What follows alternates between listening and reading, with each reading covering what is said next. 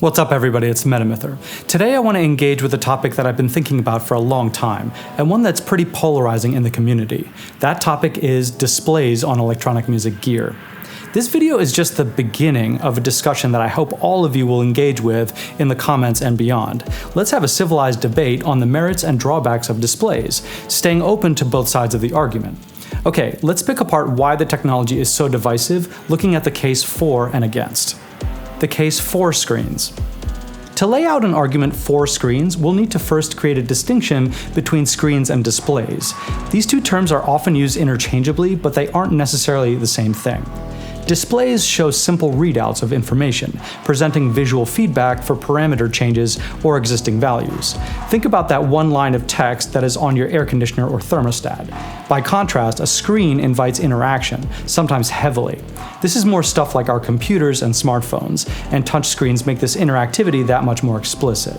Few of us would want a huge omnipresent screen when we're using our devices, though it's not unheard of.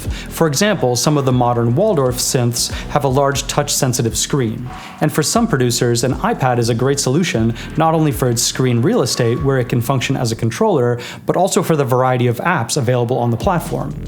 Screens present us with the easiest interface for dealing with increasingly complicated gear. Less of the interface becomes hidden to us, and for some devices that are particularly complex, it's extremely useful to organize this complexity visually, and a display may help to actually include more information. This visibility allows musicians to use their device with greater precision. Take, for example, trimming a sample. That might be a lot easier to pinpoint when working visually. The screen isn't distracting, it's clarifying. Project and preset management can also be easier to handle with a screen, where elements can be named, browsed, sorted, and organized.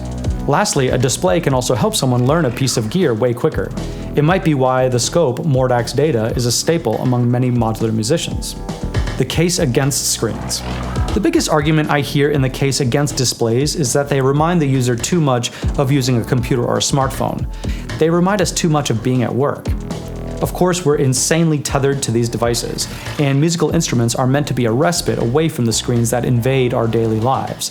Working without screens forces us to use our ears, which is the best of our senses to use when creating with musical instruments.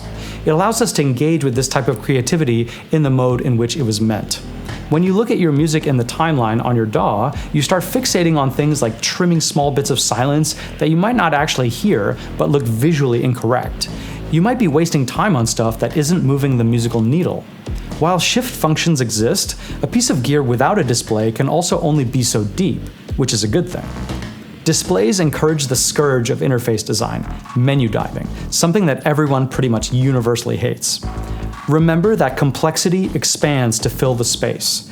Devices without displays resist this much more effectively, driving designers to much more knob per function than not. Thinking more about the pros versus the cons, the debate might be broken down like this. Pro. At their core, displays can be adapted to include greater functionalities. Con. This encourages user requests for firmware updates, potentially bloating the gear. Pro. Touchscreens can allow for direct manipulation and offer new opportunities from a controller standpoint. Con. Haptic feedback is often lost. Pro. Screens provide information that is easy to digest, demystifying the gear. Con. Displays remind us too much of work, diminishing music's therapeutic role. So for example, the Pro 3 has the most developed screen.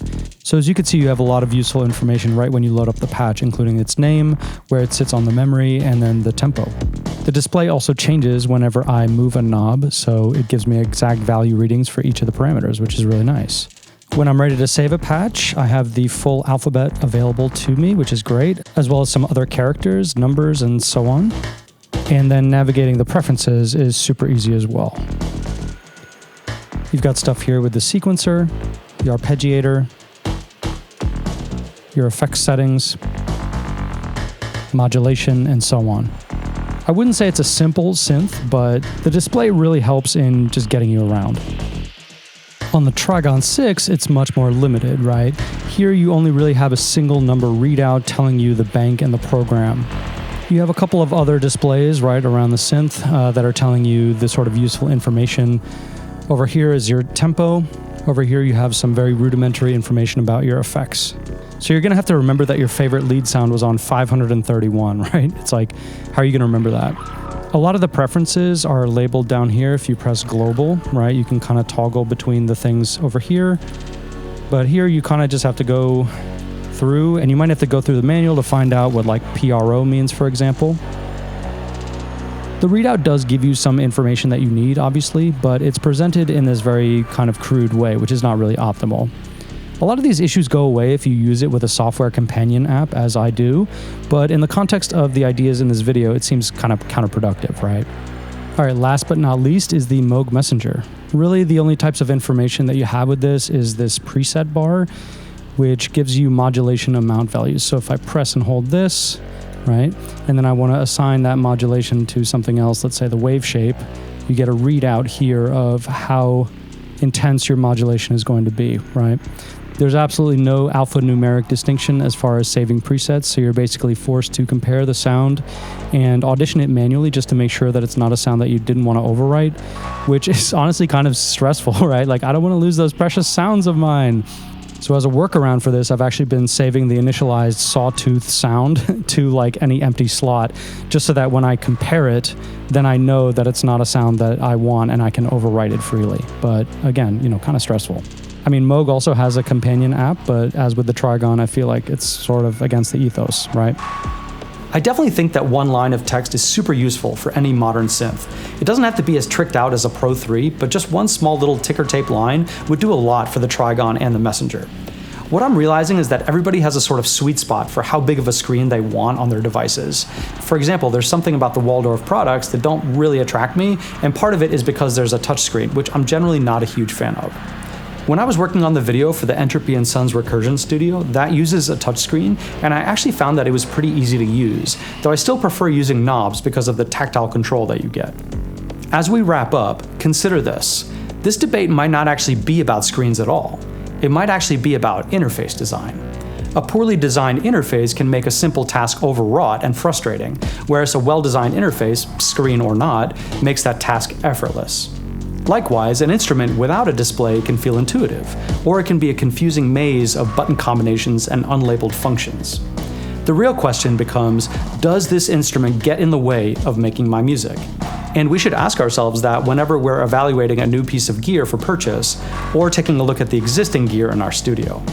So hopefully that gives you some useful brain food for today, getting you thinking about how interfaces in the gear we use affect our usage and ultimately our connections with them.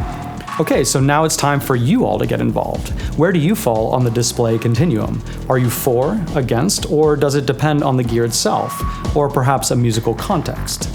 In the comments, be sure to include if you're all hardware, all software, or a hybrid setup. And by the way, if you're a software or hardware developer looking to get your creations in front of literally the best audience on the internet, don't hesitate to get in touch. And if you want to see more videos like these, hit subscribe to stay in touch, or support what I'm doing with the links down below. And I'll see you next time.